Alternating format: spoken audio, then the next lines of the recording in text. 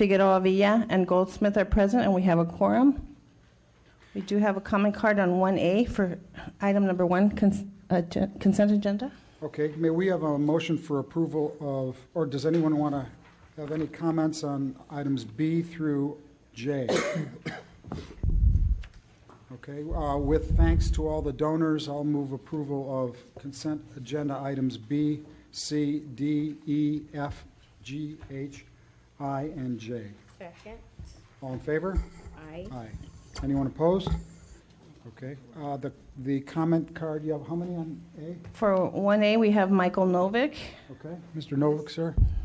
This is relative to the donation of gym equipment. Okay. Well, you preempted my comment because really it's about all of them. Again, I'll point out there's more than $75,000 being donated to the police department, which is already has more than half the budget of the city of Los Angeles. I think it's incumbent upon you to cut the budget of the police department and to direct all these people who are donating vast amounts of money every week that they should put the money into needed social services and support community organizations, and not the LAPD until it cleans up its act. Okay, thanks, Mr. Novick. Do we have a motion for approval of 1A? Second. All in favor? Aye. Anyone opposed? No. Okay, let's move to the report of the chief. Report of the Chief of Police, Chief Moore. Good morning, Commissioners. Morning, Chief. Chief Charlie Beck is actually on travel today to the Major Cities Conference mid-year conference in Washington, D.C., and he'll be back on Friday. I'm acting in his absence, and what I want to report briefly on as far as significant events. Yesterday there was a well-publicized press conference regarding the arrest of 3 individuals with a pending on a 4th involving their involvement in a horrific crime in 1993 involving the death of some 10 people in a apartment fire that was deliberately set, and arson related to gang crime in the Rampart area.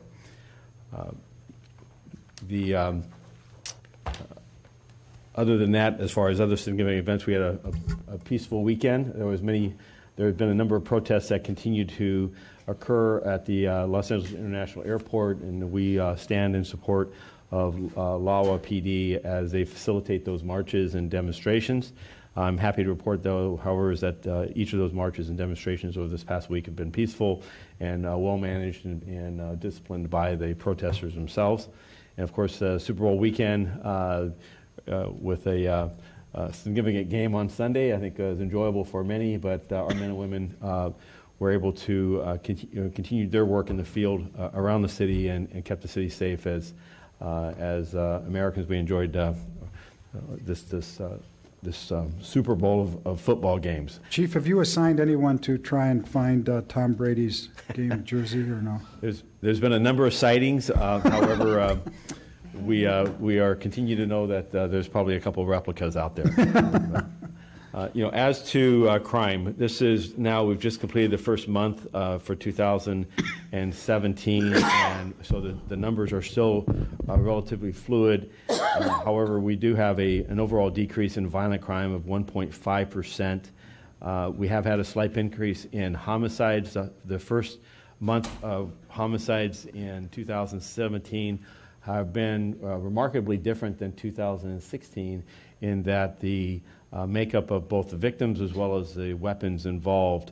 Only 14 of the 32 homicides so far have been identified as gang-related, which is a significant difference from last year. We, as you know, suffered a couple tragic instances with a double homicide in Chinatown and some other stabbing events involving some homeless individuals, people who are homeless, both as victims and suspects. So we're looking very closely at those crimes and to try to understand if there's any trend or pattern with them. Overall, our shooting violence is basically flat. The number of shooting victims in the first month of this year versus last year is essentially the same, 104 versus 103. We have a slight increase in robberies at 2.3%, and those are primarily been street robberies. Again, the second week of January was busy. as far as higher than normal, as far as the rate of robberies, and that has since slowed, so we're looking to make that a trend. On the property crime side of the house, we have a 3.6% reduction in property crime. The good news on this area is that our burglaries continue to be reduced. We're at a 4.5% reduction in residential and commercial burglaries. The challenge in this area, however, has been our burglary or theft from vehicles at a 1.7% increase. Over a 2-year period, it's nearly a 16% increase. And in looking at our crime that occurred in 2016, we see in the area of burglary and theft from vehicles that Angelenos have been very effective in locking their vehicles in 2016 versus earlier years where the vast majority of thefts from vehicles were unlocked vehicles. In 16, we saw that change where the increase that occurred in this auto-related thefts were of locked vehicles. So what we need Angelenos to do as we move forward into 17 to impact this is the Lock It, Hide It, Keep It campaign is effective in that they were locking in those vehicles in 2016. We now need them to hide those items of value because as they're positioned in a passenger compartment, they're too easily susceptible to a window break and valuable items being stolen. In moving through the rest of my report, as far as gang-related crime, we're showing a 16% reduction in gang-related crime. Again, these numbers are small for where we're at. For officer-involved shootings for 2017, we've had 4 year-to-date involving hits, 2 with no hits, for a total of 6, and 2 of those were fatals. On public contacts, we've had, in just closing out their 2016 numbers, 1.5 million public contacts, whether that be vehicle and pedestrian stops as well as calls for service. That's nearly a 3% increase from the year before. And moving to my recruitment numbers.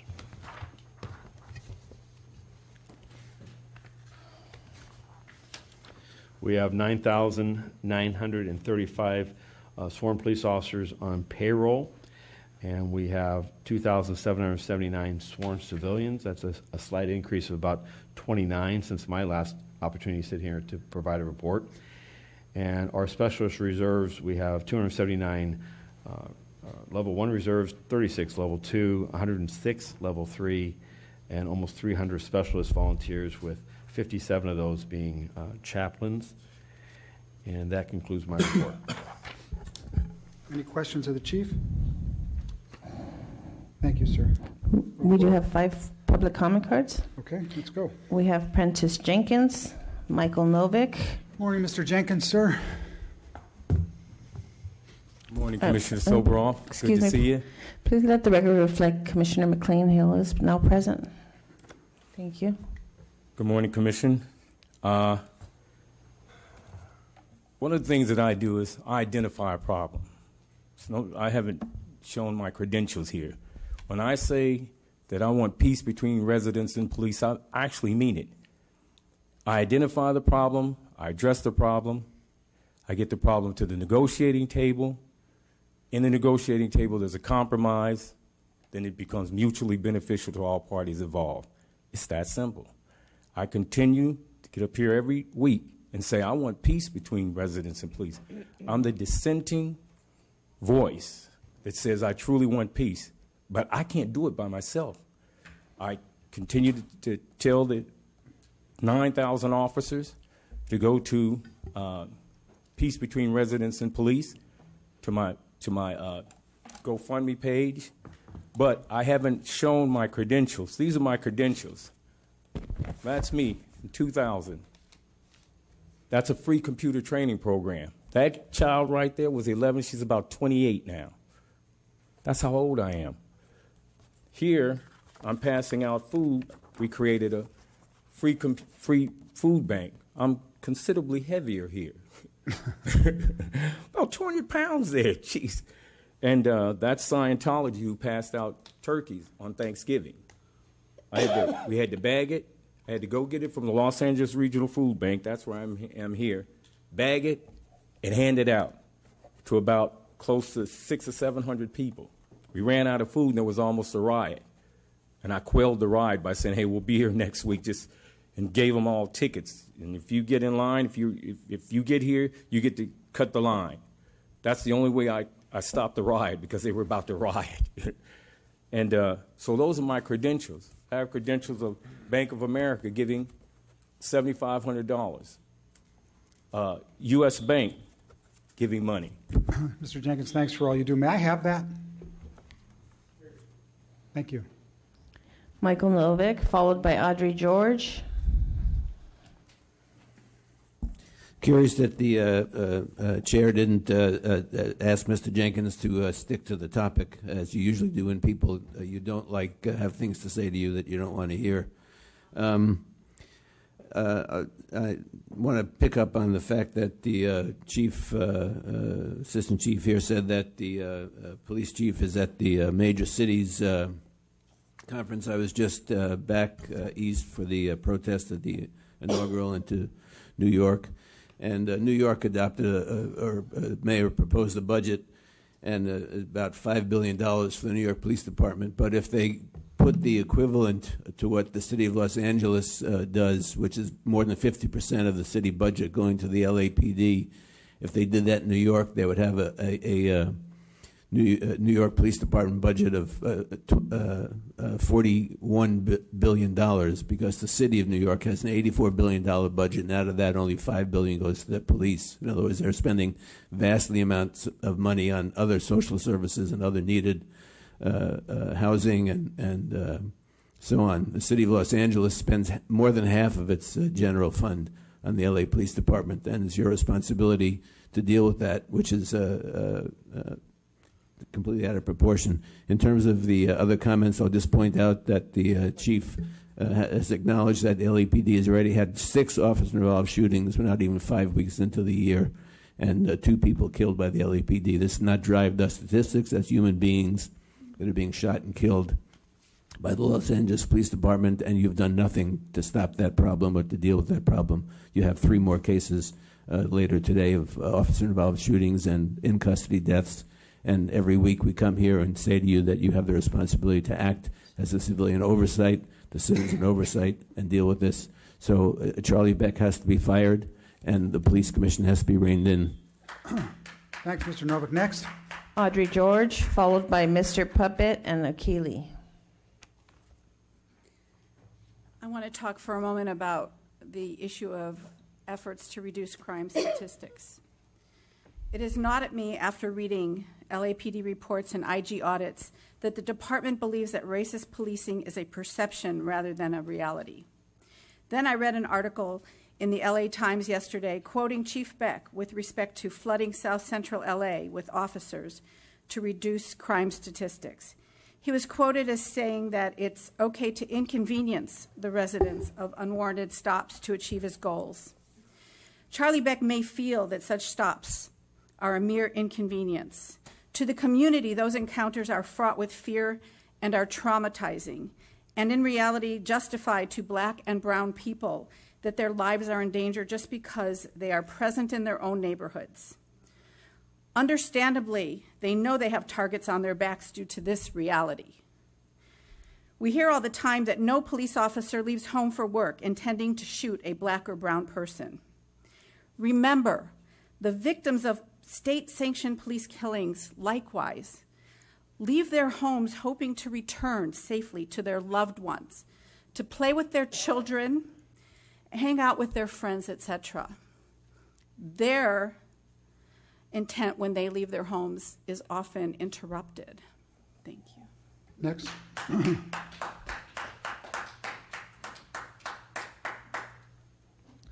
Yes. Is this the last speaker? No, The last speaker is Akili. Okay. After. Okay. the most important speaker. Okay. So now the puppet is back because when Matt's not here, Stevie plays. So we have good news. Yes, in my friend's hand, he has a check. Oh, look, that's your TMUTRO. The appeals court has accepted the appeal on your phony TRO. And you know who served your phony TRO? The head of your TMU personally served it. And the appeals court of the 2nd District of the state of California has that under the oath. Now here's the funny thing, Mr. Police Chief. I thought you investigate crimes. I thought you were a peace officer. I didn't know you were a civilian process server and handled both a civil TRO and a supposed criminal investigation at the same fucking time. But it turns out Mr. Riday wanted that goddamn promotion. You know, on his webpage, quote, "My dream is to one day become a lieutenant." Yes, we know about that. Detective 4 wants to be a lieutenant, so how do you become a detective to a lieutenant? You fuck somebody like me, but it failed. So now, why is the head detective in a criminal investigation serving and filling out a process serving form in a superior court in a civil matter on a TRO? We don't know. You know why? Threats, intimidation. Yes, when two people come out and flash badges, your neighbors see it, and they scare the shit out of everybody. So for $15, we move forward today. Next speaker, please. Akili.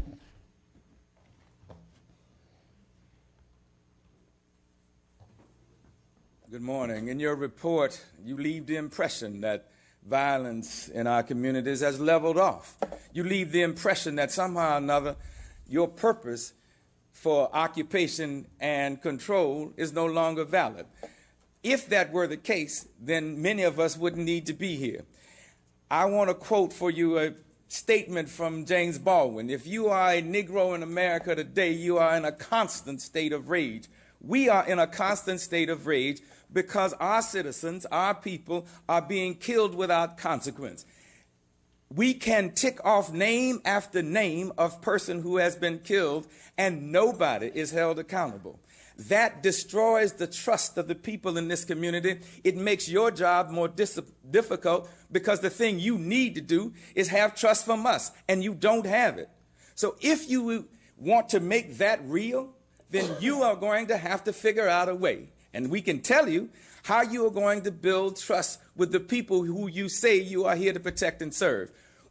Many of us believe that underneath protect and serve is control and suppress. Because if you look at what happens in our community, if you look at the flooding of police in our community, then that's what the results you get.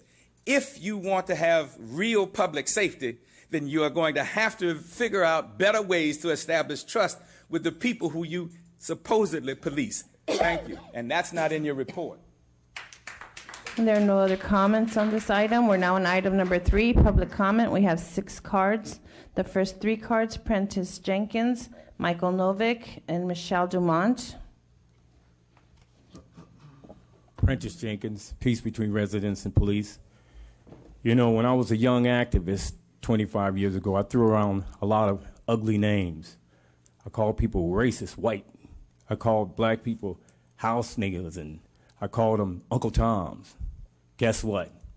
Someone called me an Uncle Tom. I deserved it.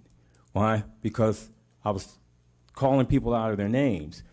A year later, I was sitting at the table at the Biltmore Hotel talking with those same people who I accused of being racist. They were not racist. I was just ignorant. That's who I was. You know, I'm 57, but when I was 15, I worked for a restaurant, and I worked for a manager who was white, and he used to make nigger jokes. Yeah, niggas can't be managers. And guess what? But he always laughed, and he had us cracking up. All the black people cracked up. One day he called us into the office, and he says, I got to tell you something. He called us, the black and the white employees in the office. He says, I have to tell you something. I'm a Ku Klux Klan member. And I cracked up. Christ, he's laughing. He's making jokes again. He said, no, it's true.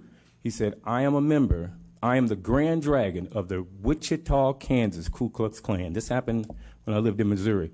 He said, we're in this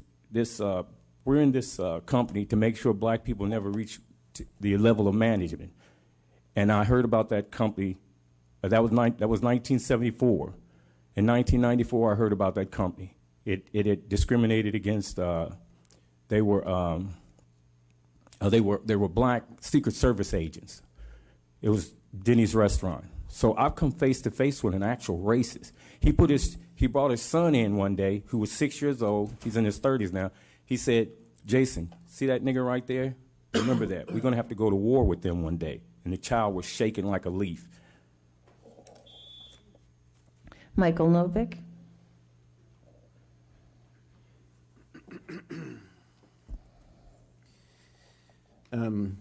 Not sure the purpose of those comments, except that I think they reflect the reality that racism is endemic in the society, very, very widespread, and it permeates the culture of the Los Angeles Police Department. It's incumbent upon the Police Commission to deal with the fact that the basis of policing in this city and in this society is with the reinforcement of white supremacy, the enforcement of a set of legal codes and social mores that discriminate at the root against black people, in particular indigenous, Mexicano, Mesoamerican, Native people, Asian people. You're enforcing a mechanism of social control far beyond the question of law enforcement. And the Police Commission is the theoretically agency charged with dealing with that set of issues. So you might be happy that there are very few people here today. I think you don't like it when a lot of people show up, but I think it reinforces the fact that it's incumbent upon you to change where and when you meet. I think you have to be outside in the community in the evening when people can come and express to you what's actually going on in their lives and the impact that the racist system of law enforcement has on them. And the fact that you continue to meet here, there was a whole row of police. I don't know where they all went, but when I came in, the whole first row was filled again with uniformed police officers. There was another phalanx of them outside, and you're preventing people from expressing to you how deep the problem is and how radical the solution needs to be. And until you get out into the community and deal with that, you're a prisoner of the police department and not the supervisor of it. Michelle Dumont, followed by Karen Hilfman. Morning. Good morning. You keep telling us that the police department does not racially profile, right? You're convinced of that, and you never hold police officers accountable when they kill people. Never, never. You're not even transparent in releasing the reports, the autopsy reports, the police reports, the videos. Yet when I walked in here today with a large bag and wearing a heavy coat, the officer said to me, "Oh, let me take just a little peek inside your bag." No putting it through the metal detector. Walked right in. That happens to me a lot. It's happened to me a lot of times in this city when I've been communicating with police officers. They will say what they think I, as a white person, am comfortable hearing. That's racial profiling. And it never happens the same way with people of color. Look at what's happening at our airport. A friend of mine was held up for 3 hours because of traffic jams. And yet you say it was very successful, and the protesters policed themselves. Yes, the police stayed away. The police didn't interfere, and so they got no pushback. And yet you think that it's appropriate to send hordes of police officers into South LA in order to stop what you see as the crimes that are going on there. Those actions and the militarization of your police force are creating crime. Thank you. Next speaker, please. Karen Hilfman, followed by Pastor Q, Jana Marie, and the puppet.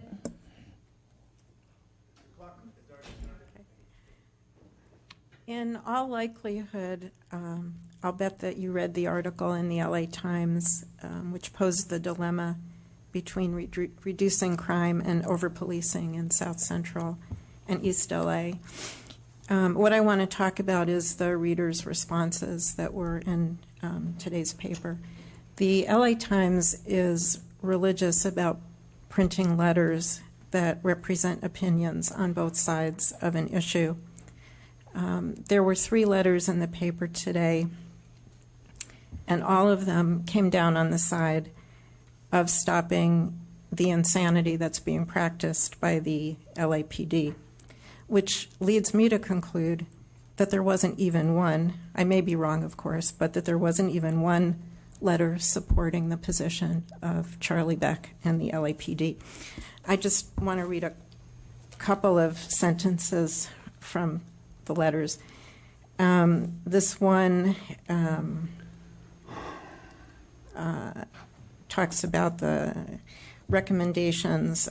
First, the police should meet with community leaders and get guidance for their policies. They should meet the LAPD's most ardent critics and ask them what they think are the best ways to protect community members. Ask what they would have the police do, what they would do if they were in charge.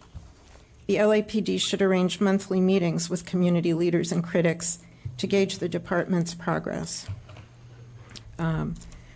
Another one, and this is talking about the guns that were seized. There was no analysis of what proportion of these guns were held by otherwise law-abiding citizens simply trying to protect themselves, as white citizens do every day, but are never discovered due to the lack of stops in white areas. Each stop involves a resident whose day was interrupted with concurrent fear and anxiety. No wonder the community does not respect their protectors. I am white, and I would deeply resent this kind of treatment, but I don't have to worry. Thank you. Pastor Q, please.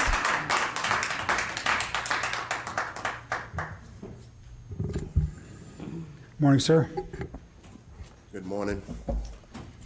Pastor Q, the Church Without Walls, Skid Row, Creating Justice, Black Jewish Justice Alliance. As you can see, not many people are here because we're dealing with the trauma. Because we feel like Waukesha Wilson just disappeared into thin air. Nobody knows what happened to her. Because from day one, we've been getting conflicting information. I'm kind of reminded of Pharaoh when Abraham lied and said Sarah was his sister and Pharaoh took her. God never addressed Abraham's lie. He dealt with Pharaoh, to whom much is given, much is required. Jesus came. Many of you believe he was God in the flesh. I believe that. Went into the synagogue and flipped the tables of the money changers because they were priests and they had power. To whom much is given, much is required. We always talk about crime in the black community and gangs, but gangs are not given power. To whom much is given, much is required. The public gives law enforcement the power. Judgment always begins in the house of God, and it always begins with leadership via priest and Pharaoh. You said no officer leaves home expecting to kill a black person. But I don't think officers live home and care if they kill a black person. Many of them may. Thank you, sir. But that's just an opinion. It is not what we're seeing and not what we're experiencing. Mr. Puppet, Is this the last? this is the last one. Okay. Yes. So now that the discipline is over, on the supposed W.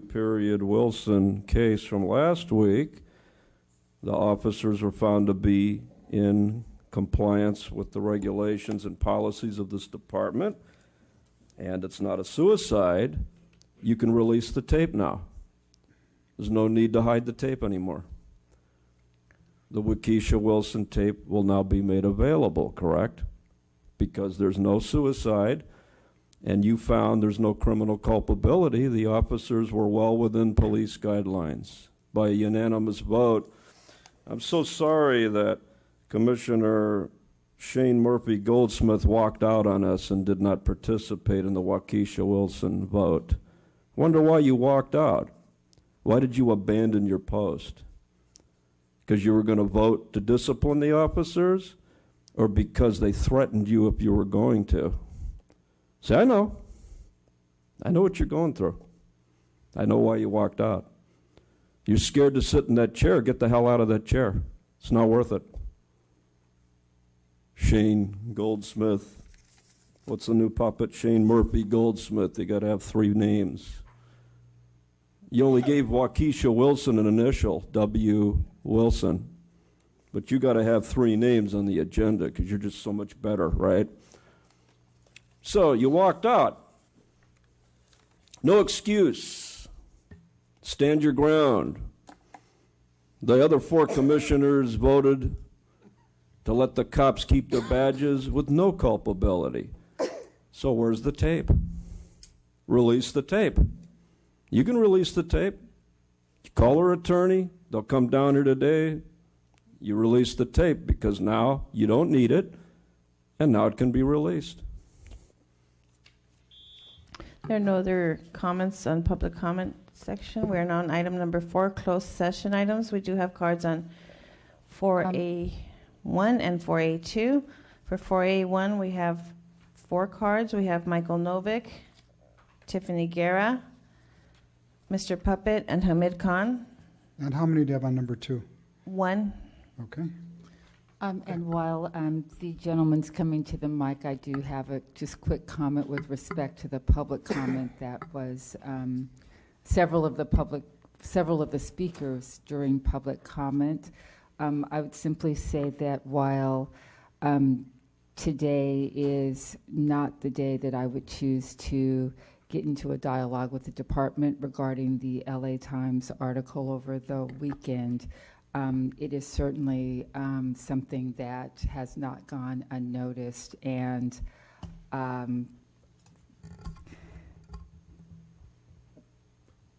I will not attribute to the chief a quote that I did not hear, notwithstanding the fact that it appeared in the LA Times, but I would say that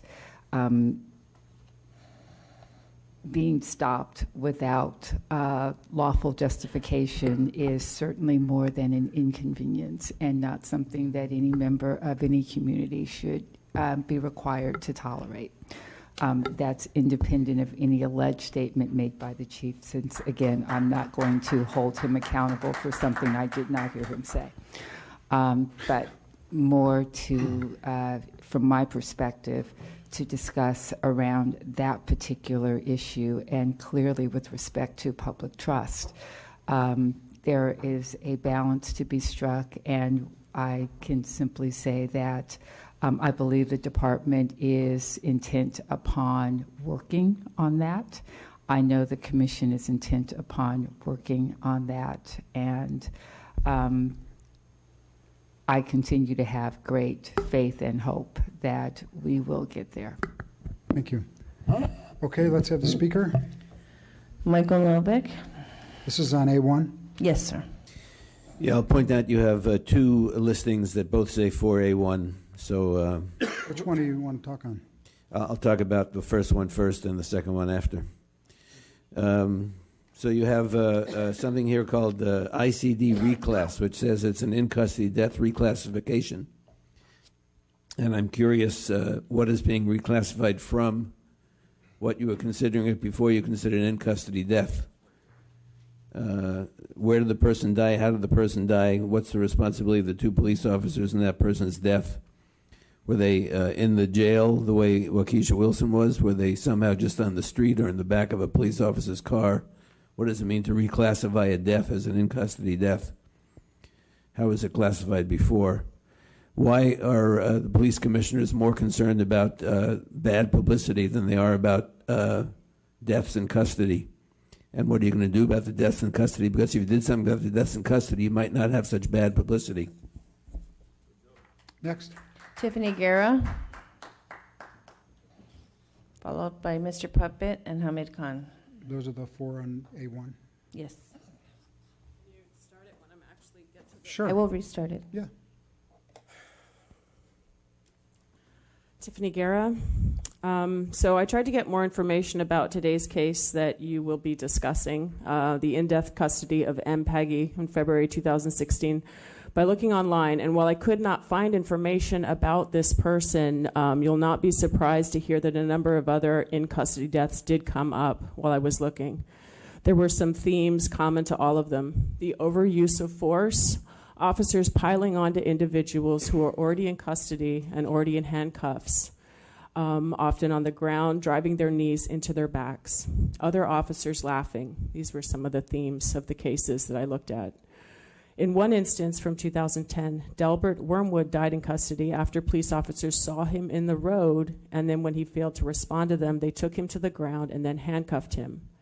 Not satisfied with having him handcuffed on the ground, however, because his legs were still moving, they put him in a hobble device, which is a restraint that binds your hands and your feet together and then pulls your head back towards your feet. So this man that they found in the street that they stopped because he wouldn't respond to them, they had him immobilized in this manner. According to the coroner's report, Delbert Wormwood died of asphyxiation from being restrained. No charges were brought against any officer in this case.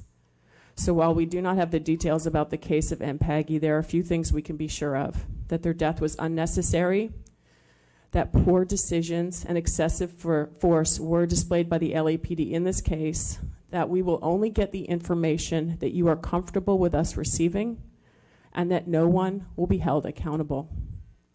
Waukesha Wilson died in police custody March 27, 2016. Last week, you all found that no one was accountable. There are over 88 hours of video footage of Waukesha while she was in custody, with 121-minute section missing. There is no mention in the report of why those minutes were missing, nor has any video been released, despite this constant request from her family. We do not accept. Next speaker, please. He was not responsible, and we do not Mr. rely Puppet. on you all for facts, answers, Spindler. or hold anyone accountable.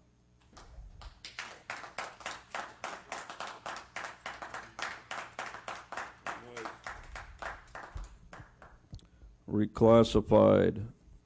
So we have 2 police officers and no custodial officers, so we know she wasn't in the jail.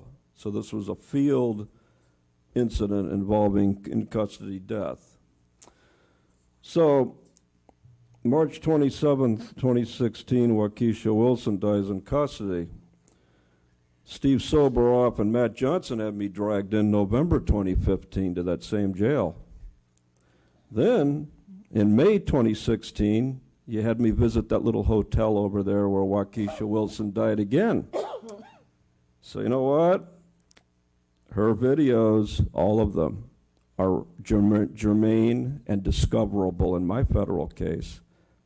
Conditions of custody are issues in my federal case. So I can ask for those videos and you will provide them in discovery to me. How about that shit? So you didn't think of that. You were going to make me Waukesha Wilson number 2. Because, see, in November 2015, to teach me a lesson, Steve and Matt, not here, you dragged me around and held me 13 and a half hours on that phony misdemeanor charge in the lobby with Mr. Hunt. That was to practice on me. Then you honed your skills and you killed her March 27, 2016, and then you brought me back in May 2016 to finish me off. See, Waukesha Wilson was an experiment. You're going to do more of that shit. That's right. If I didn't post bond, I'd be dead right now. That's right. So it's germane to my case. So Mr. T. Fang and Mr. Inspector, will you release the videos to me on Waukesha Wilson's case today without me having to go to the cost and expense to request for production of federal lawsuit? Let me know. I'm right here. Next speaker, please. Hamid Khan. Is this the last? This is the last, yes.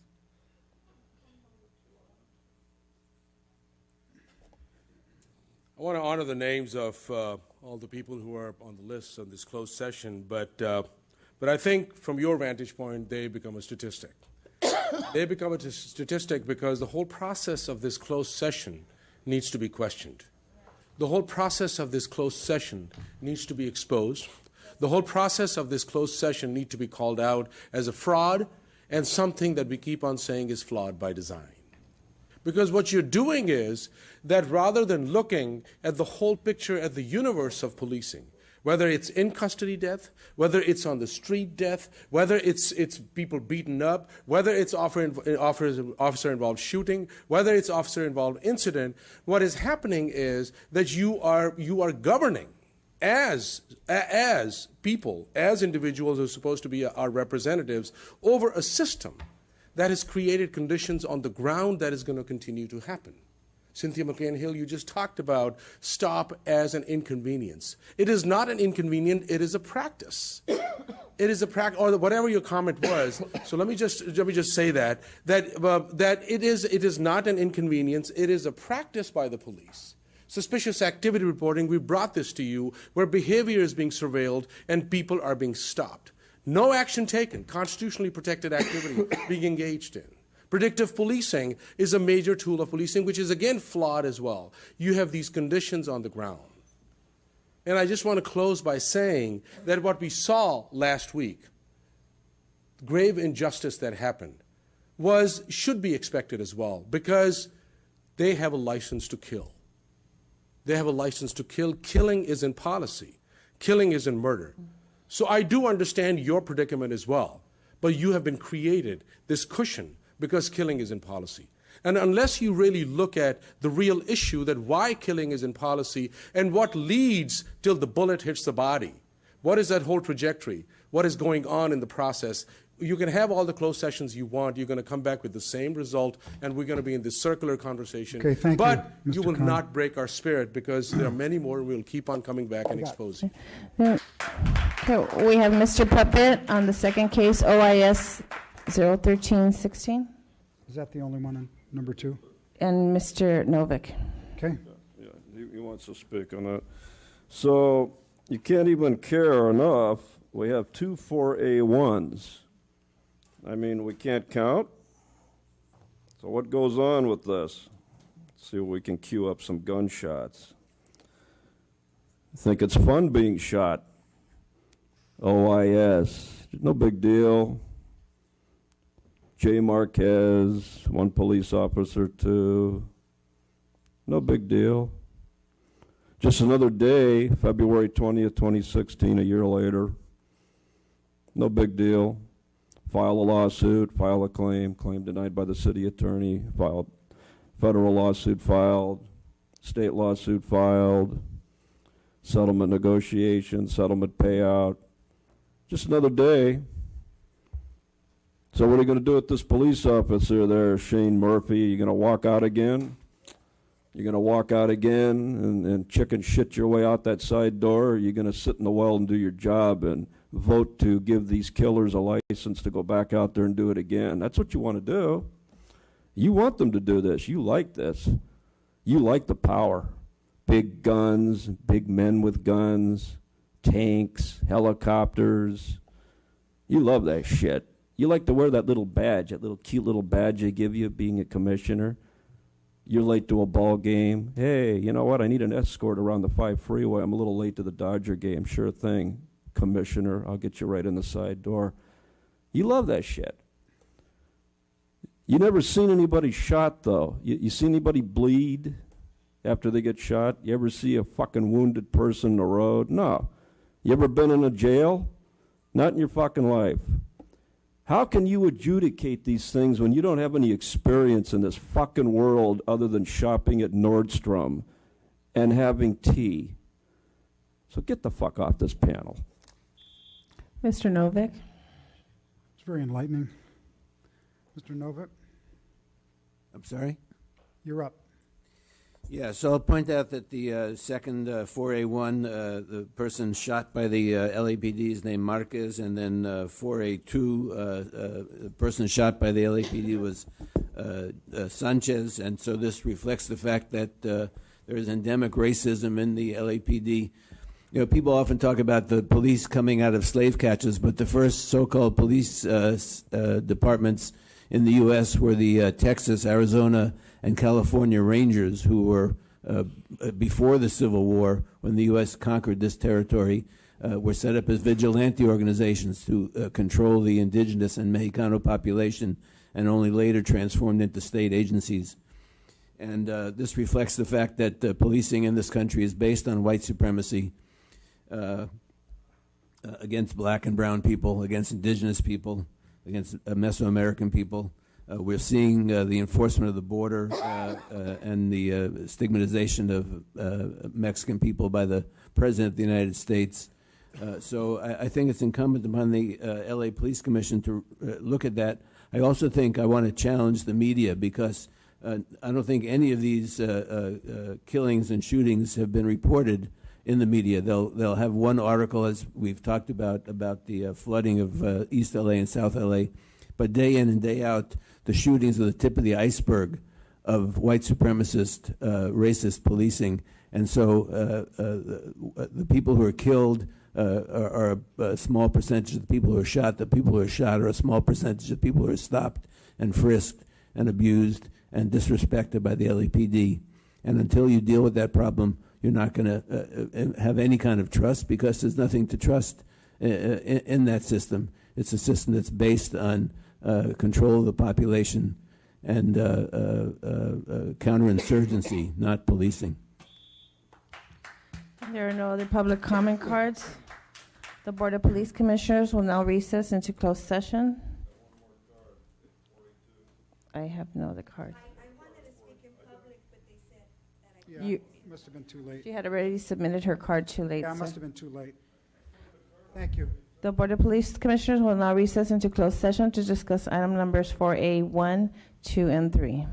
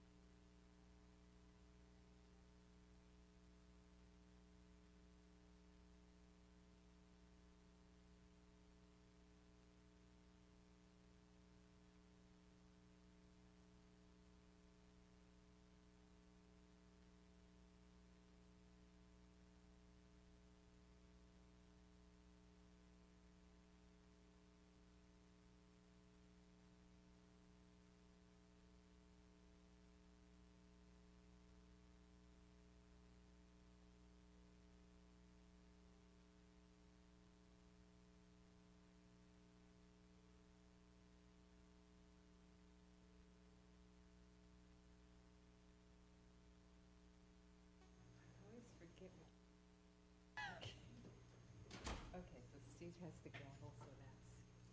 They're all going to jail, right? Huh? They're all going to jail. What are you talking I about? said they're all going to jail. All the officers. the officers that did the killing. No, no, really? Yeah. I'm shocked.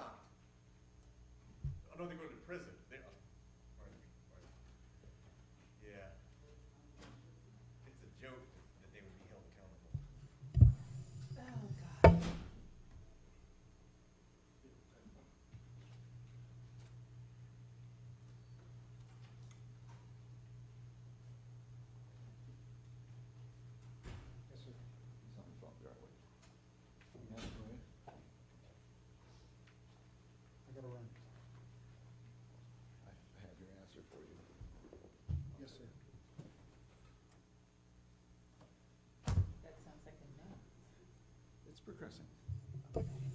It's good. Yes, sir. Thank you.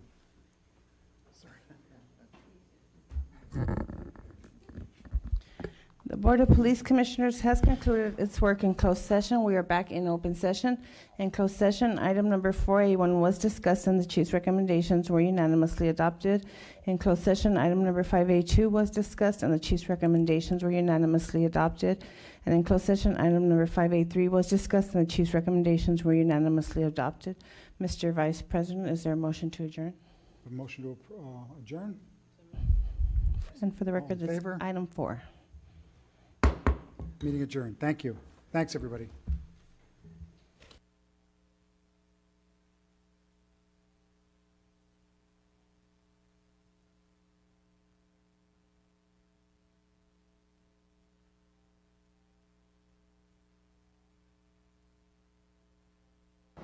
Hi, I'm Cindy and I'm in Little Tokyo, and you're watching Channel 35, Your City, Your Channel.